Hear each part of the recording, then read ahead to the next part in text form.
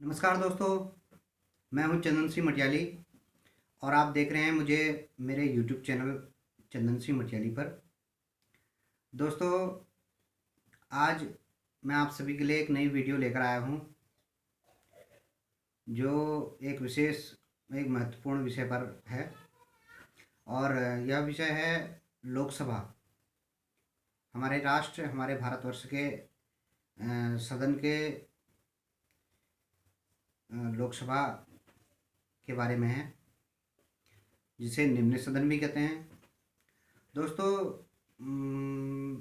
ये वीडियो प्रारंभ करने से पहले मैं आप सभी लोगों से एक छोटी सी विनती करूंगा कि जो लोग मेरे चैनल पर नए हैं, जो नए हैं, आज पहली बार मेरी वीडियो देख रहे हैं, तो मैं उन मित्रों से कहूँगा कि वीडियो के नीचे पर जो एक लाल रंग का सब्सक्राइब का बटन है, आप उस पर क्लिक कर दीजिए। जब सब्सक्राइब होने के बाद, लाल रंग समाप्त होने के बाद, बगल में एक घंटी बनी हुई आएगी, आप उस घंटी को भी प्रेस कर दीजिए, उस पर एक क्लिक कर दीजिए उंगली से। और एक वीडियो पसंद आए तो आप लाइक कर दीजिए, शेयर कर दीजिए अपने मित्रों को जो मेरी वीडियो के बारे में जान सकें। तो आइए शुरू करते हैं अधिक समय न लेते हुए। दोस्तों, आज का विषय है लोकसभा। लोकसभा हमारे संसद का एक महत्वपूर्ण भाग है, जिसे निम्न सदन भी कहते हैं।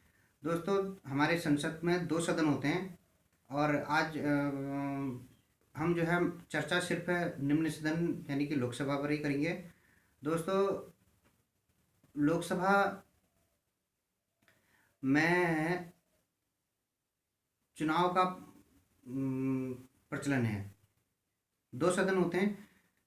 राज्यसभा जो दूसरा होता है, उसमें हालांकि जनता के द्वारा चुनाव नहीं होता है, लेकिन यहाँ लोकसभा में डायरेक्ट चुनाव की प्रक्रिया है। इसमें इस सभा के सदस्यों को चुनने का अधिकार जनता को है। जनता इस सदन के सदस्यों को चुनती है।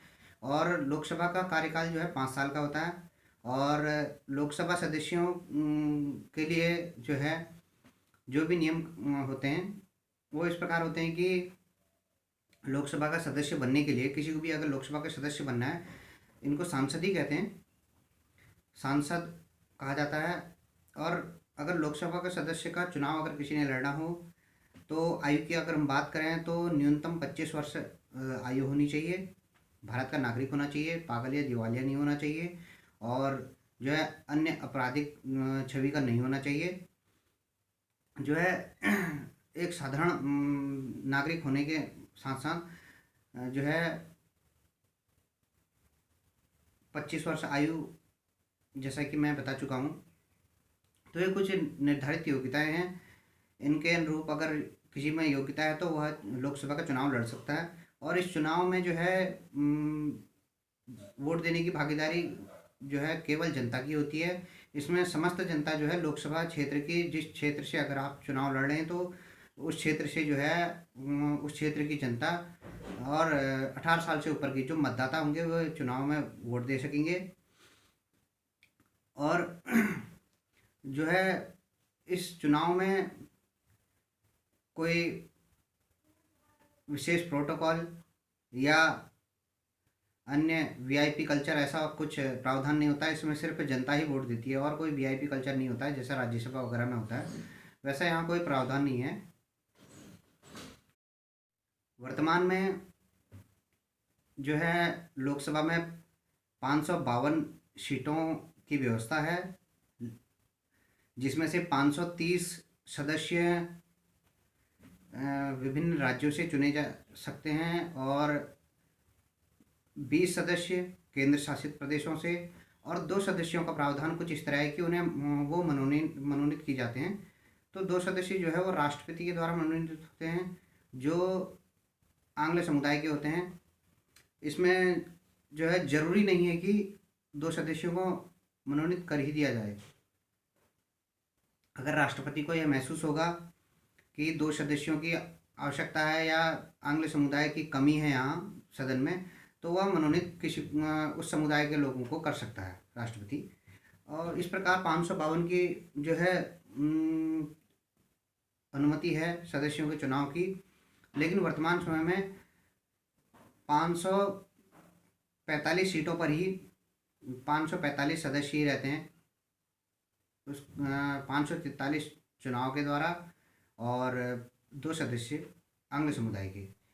जो है 7 सीटें फिर भी अभी कम हैं, मतलब चुनाव नहीं होते हैं 7 सीटों में, सदस्य नहीं होते हैं। 552 की अनुमति है, लेकिन 545 ही चुने जाते हैं। अगर बढ़ाना चाहें तो 552 तक बढ़ा सकते हैं, यह प्रावधान है। तो इसमें जो है 84वें संविधान संशोधन विधेयक जो है 2001 के तहत 1971 में जो है विभिन्न राज्यों के सीटों का आंकड़ा जो है 1971 की जनगणना के मुताबिक जो है 2026 तक जो है सीटों में कोई फेरबदल नहीं किया जा सकता है। 1971 की जनगणना को एक आधार मानते हुए 2026 तक का सीटों का निर्धारण किया गया है। ये फिक्स है, इससे 26 तक का जो है कोई सीटें बदल नहीं सकते हैं। तो अगर हम बात करेंगे लोकसभा के कार्यकाल की, तो ये 5 वर्ष का होता है। यदि लोकसभा भंग ना हो, भंग होने के कई कारण होते हैं। राष्ट्रपति जो है लोकसभा को भंग कर सकता है, उसमें कई कारण होते हैं। अगर लोकसभा या जो है सरकार अगर अच्छे से काम नहीं कर रही है, या कोई अन्य विशेष परिस्थिति हो जाए, या कोई अन्य विपत्ति पड़ जाए सरकार पर, तो सरकार जो है अविश्वास प्रस्ताव में फेल हो जाती है। अगर सरकार गिर जाती है या कोई अन्य कारण होते हैं, सरकार जो है अपने मन मुताबिक गलत कार्यों में लिप्त होती है, या कुछ भी कई कारण हो सकते हैं कि अगर राष्ट्रपति शासन लग गया, राष्ट्रपति ने लोकसभा भंग कर दी, तो समय से पहले चुनाव संभव है। तो अगर कोई परेशानी ना हो तो 5 वर्ष का कार्यकाल होता है। हर लोकसभा सदस्य 5 वर्ष का कार्यकाल पूरा कर सकता है। और लोकसभा के जो है कार्यकाल पहली बैठक से लेकर के 5 वर्ष का कार्यकाल होता है। और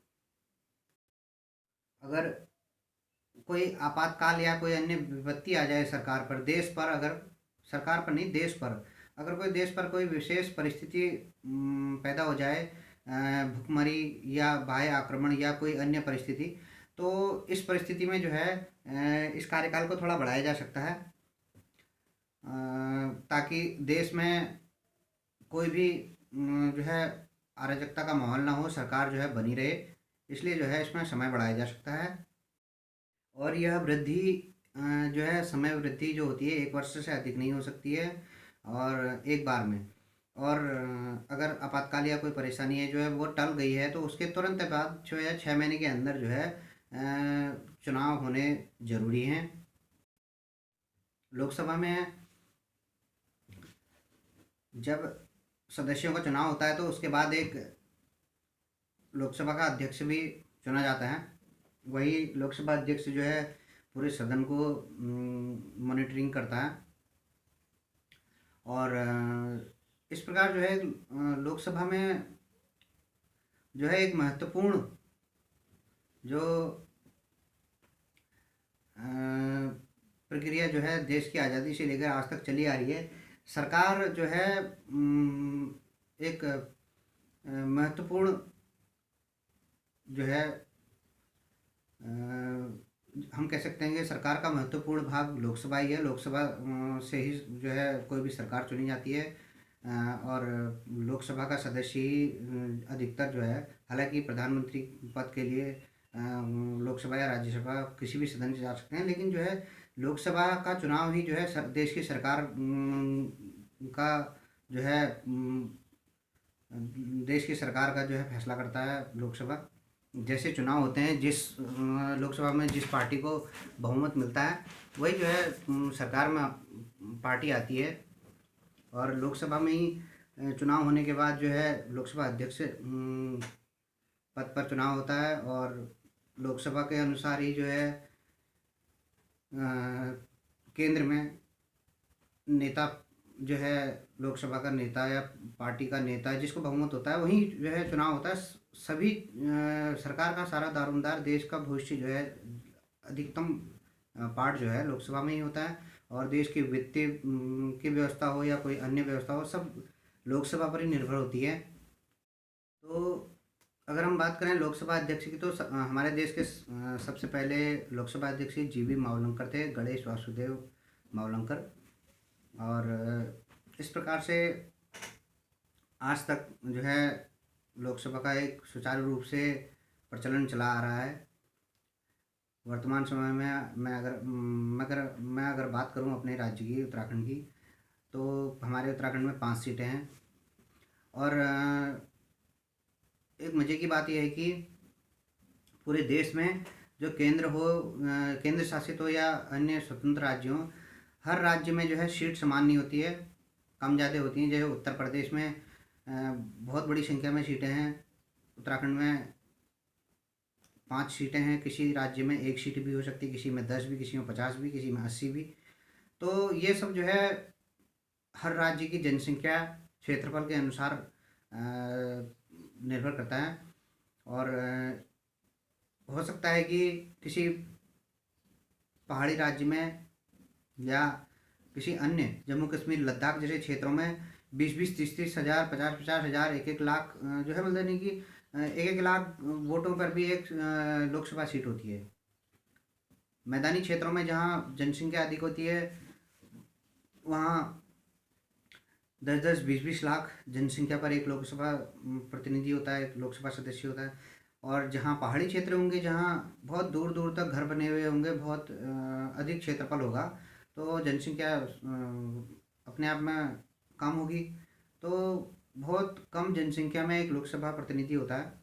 उतने बड़े क्षेत्रफल अधिक होता है लेकिन जनसंख्या कम होती है। शहरी क्षेत्रों में तो कम क्षेत्रफल में बहुत अधिक जनसंख्या होती है, तो इसलिए वहाँ लोकसभा की सीटें अधिक होती हैं। जैसे दिल्ली हो, महाराष्ट्र हो। और उत्तर प्रदेश में भी सबसे अधिक सीटें उत्तर प्रदेश में हैं। कहा जाता है कि सरकार का मुख्य रास्ता जो है, मुख्य द्वार उत्तर प्रदेश से होकर गुजरता है। उत्तर प्रदेश ही देश की जो है राजनीति तय करती है कि किस तरफ जाएगी, कौन मुखिया होगा। उत्तर प्रदेश से ही जो है सब कुछ तय हो जाता है। अगर हम बात करें एक अनुमानित, अगर लोकसभा से जिसको अच्छी खासी सीटें लोकसभा में जो है उत्तर प्रदेश से मिलेंगी, तो सरकार को वहीं से बेनिफिट हो जाता है।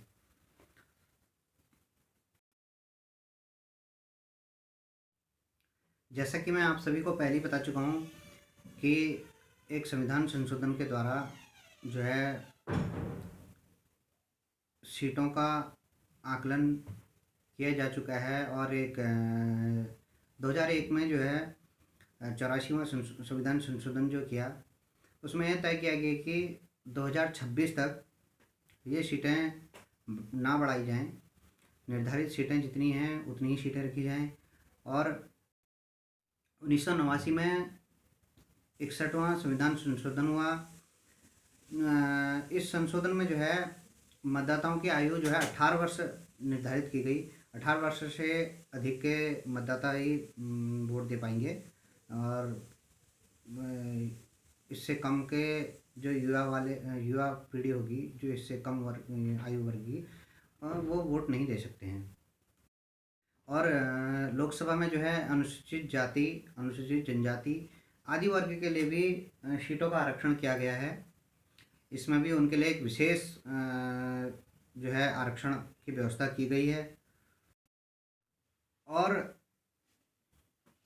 लोकसभा अध्यक्ष और उपाध्यक्ष का चुनाव जो है अनुच्छेद 93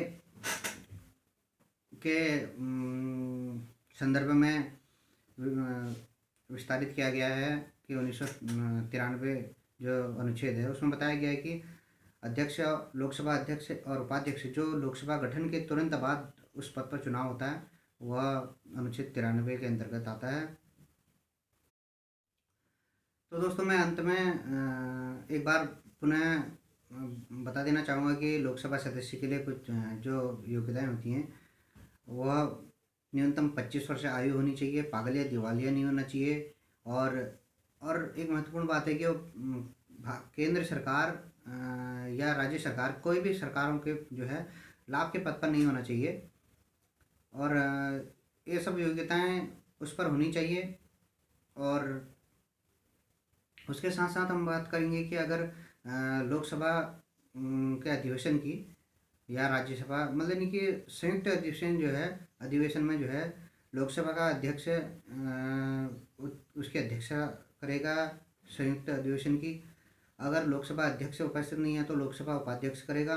लोकसभा उपाध्यक्ष नहीं होगा अगर उपस्थित, तो राज्यसभा का उपसभापति। अगर वो भी नहीं होगा तो कोई अन्य पीठासीन पीठासीन अधिकारी उस परिस्थिति में अध्यक्षता करेगा। और लोकसभा की हम विशेष पावर की अगर हम बात करें तो लोकसभा जो है संसद में जो है वित्त जो है जो वित्त से संबंधित जितने भी नियम होते हैं, वित्त विधेयक जो भी होंगे, लोकसभा में पारित होते हैं, राज्यसभा भी होते हैं, लेकिन अंतिम निर्णय लोकसभा का होता है। इसमें राज्यसभा का निर्णय अंतिम नहीं होता है। हालांकि अन्य कानून बनाने में भले राज्यसभा की अनुमति हो सकती है, ज़रूरी है कई मामलों में, लेकिन वित्त से संबंधित सभी जो मामले होते हैं जो लोकसभा के उत्तरदायित्व में होते हैं, लोकसभा ही उसमें अंतिम निर्णय लेती है। और भले राज्यसभा उसको नकार दे, लेकिन राज्यसभा अगर नकार दे तो लोकसभा जो है खुद उस विधेयक को जो है पारित कर सकती है। लोकसभा की जो विशेष ताकत ये होती है कि वित्त से संबंधित जितने विधेयक होती हैं वो खुद में जो है उनको पारित कराने में सक्षम होती है। संविधान के अनुच्छेद 93 के अनुसार लोकसभा स्वयं ही अपने सदस्यों में से एक अध्यक्ष और एक उपाध्यक्ष का चुनाव करेगी, जिसमें अध्यक्ष जो है अगर अपना इस्तीफा देना चाहे तो वह उपाध्यक्ष को देगा, और अगर उपाध्यक्ष अपना इस्तीफा देना चाहे तो वह अध्यक्ष को अपना इस्तीफा सौंपेगा। एक महत्वपूर्ण बात यह है कि लोकसभा का जो अध्यक्ष होता है वह अध्यक्ष के रूप में शपथ नहीं लेता है, बल्कि एक सामान्य सदस्य के रूप में शपथ लेने का प्रावधान है। और 14 दिन से पूर्व जो है तत्कालीन जितने भी सदस्य होते हैं वह एक संकल्प पत्र के द्वारा अगर लोकसभा अध्यक्ष को हटाना चाहें तो बहुमत से जो है लोकसभा अध्यक्ष हो या उपाध्यक्ष हो, उन दोनों को हटा सकते हैं। और एक महत्वपूर्ण बात है कि अगर लोकसभा भंग हो जाए तो उस संदर्भ में जो है लोकसभा अध्यक्ष अगले चुनाव तक जो है अपने पद पर बना रह सकता है। और लोकसभा अध्यक्ष अगर उपस्थित ना हो तो उपाध्यक्ष पद को संभालता है। सदन की जो जिम्मेदारियां होती हैं, और अगर उपाध्यक्ष भी अगर रिक्त हो जाए, अगर लोकसभा भी भंग हो गई या कोई अन्य परिस्थितियां आ जाए, तो उस परिस्थिति में अध्यक्ष के बाद उपाध्यक्ष, और उपाध्यक्ष के बाद जो है राष्ट्रपति जो है 6 लोगों को नॉमिनेट करता है। वैसे 6 लोगों का एक पैनल होता है, तो उस परिस्थिति में जो है उन 6 नामों में से किसी एक को जो है पीठासीन बना सकता है राष्ट्रपति। तो इस प्रकार आपने जाना कि किस प्रकार जो है लोकसभा का कार्यकाल होता है, लोकसभा किस तरीके से चुनी जाती है, और लोकसभा की क्या क्या जिम्मेदारियां होती हैं। तो हालांकि लोकसभा की जिम्मेदारियां तो बहुत एक विस्तृत रूप है, उसे सिर्फ लोकसभा के जो है छोटे से चैप्टर में मैं समाहित नहीं कर सकता हूँ। उसके लिए मैं फिर कभी वीडियो बनाऊँगा, एक विशेष वीडियो। तो आप सभी लोगों से यही उम्मीद है कि वीडियो को देखें, लाइक करें, शेयर करें, और अपने अन्य मित्रों को जो है शेयर करें, और मेरे चैनल को अधिक से अधिक लोगों तक पहुंचाएं। सभी लोग सब्सक्राइब करें, तो इस प्रकार ताकि मेरा भी मनोबल बढ़ेगा। अच्छी चीज़ मैं आप सभी के बीच लगातार लाने का प्रयास करूँगा। और इस वीडियो को अधिक लंबा न खींचते हुए मैं आप सभी लोगों के बीच से विदा लेता हूँ। जय हिंद, जय भारत।